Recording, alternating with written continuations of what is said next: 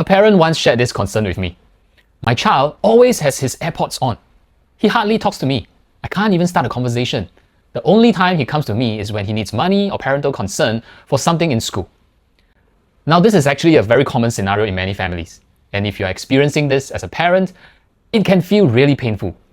We may start wondering, what happened to the child who used to tell me everything? But here's an important perspective. Often, those earphones are not necessarily a sign of rejection. To many children, they function more like a protective shield. Some use music to regulate stress. Some use it to manage overwhelming emotions.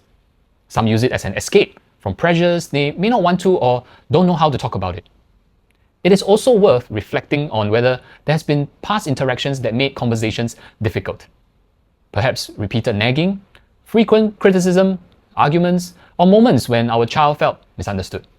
Over time, the earphones become a way to create distance and protection. So what can we do? Well, first, focus on rebuilding connection before expecting conversation.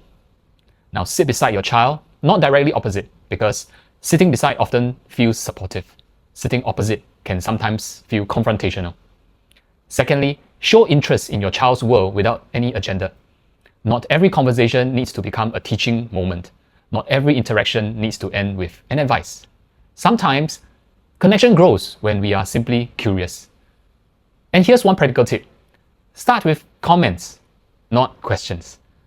For example, hey, that song you're listening to sounds really cool and interesting.